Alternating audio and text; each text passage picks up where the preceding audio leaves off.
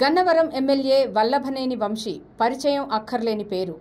తెలుగుదేశం తరపున గన్నవరం నియోజకవర్గం నుంచి 2 సార్లు ఎమ్మెల్యేగా ఎన్నికయ్యారు.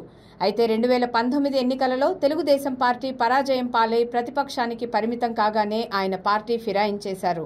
అక్కడి నుంచి ఆయన తెలుగుదేశం పార్టీ పైన, ఆ పార్టీ అధినేత చంద్రబాబు పైన ఇష్టారీతిగా చేసిన విమర్శలు ఆయనను నియోజకవర్గ ప్రజలకు దూరం చేశాయి. దీనికి తోడు వైసీపీలో వర్గ విభేదాలు ఆయనకు తలనొప్పులు తెచ్చిపెడుతున్నాయి. ప్రస్తుత పరిస్థితిని బట్టి చూస్తే వల్లభనేని వంశీకి గన్నవరంలో ఎదురీత తప్పదని పరిశీలకులు విశ్లేషిస్తున్నారు. రాజకీయ జీవితం ఇచ్చి ప్రోత్సహించిన తెలుగుదేశం పార్టీని వీడి వైసీపీ గూటికి చేరిన వల్లభనేని వంశీ ఆ పార్టీ అధినేత జగన్ మెప్పు కోసం ఎంత చేయాలో అంతా చేశారు. అయినా వైసీపీలో వంశీకి ఏమైనా గుర్తింపు దక్కిందా? ఆయన మాట ఎక్కడైనా చెల్లుబాటు అయ్యిందా అంటే ఆ పరిస్థితి ఎక్కడా లేదు. ఎన్టీఆర్ హెల్త్ వర్సిటీ పేరును సీఎం జగన్ వైఎస్ఆర్ హెల్త్ వర్సిటీగా మార్చినప్పుడు వంశీ ట్విట్టర్ వేదికగా ఆ నిర్ణయంపై అభ్యంతరం తెలిపిన సందర్భంలో జగన్ నుంచి కనీస స్పందన లేదు. 2019 ఎన్నికల్లో జగన్ హవా తట్టుకొని వల్లభనేని వంశీ గన్నవరం తెలుగుదేశం పార్టీ అభ్యర్థిగా విజయం సాధించారు. ఆ తర్వాత వైసీపీ గూటికి చేరారు.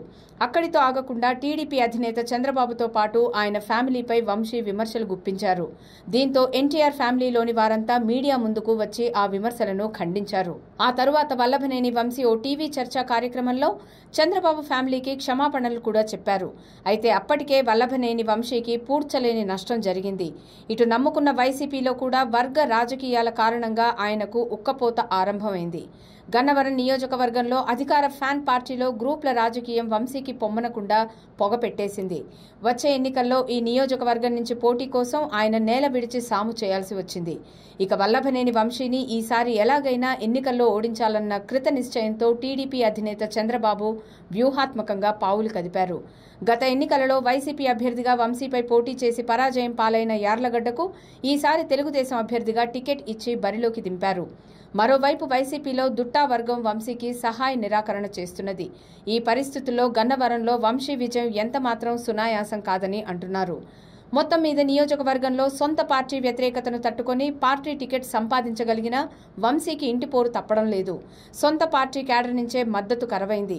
గన్నవరంలో ఆసారి ప్రత్యేకత ఏమంటే గత ఎన్నికలలో ఎవరైతే ప్రత్యర్థులుగా తలపడ్డారో వారే ఇప్పుడు కూడా ప్రత్యర్థులు. అయితే పార్టీలు మారాయి. వల్లభనేని వంశీకి వైసీపీలో పలు వర్గాలు వ్యతిరేకంగా ఉంటే తెలుగుదేశం క్యాడర్ మొత్తం యార్లగడ్డ వెంకట్రావుకు మద్దతుగా నిలిచింది. వైసీపీ సీనియర్ నేత దుట్టా రామచంద్రరావు వంశీకి ఇసుమంతైనా సహకరించడం లేదని వైసీపీ వర్గాలే చెబుతున్నాయి.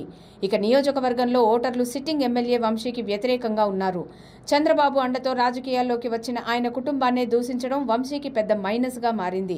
ఇన్ని ప్రతికూలతల మధ్య నియోజకవర్గం నుంచి మరోసారి గెలిచి హ్యాట్రిక్ సాధించాలన్న వంశీ ఆశలు నెరవేరే అవకాశాలు అంతంత మాత్రమే అని పరిశీలకులు విశ్లేషిస్తున్నారు.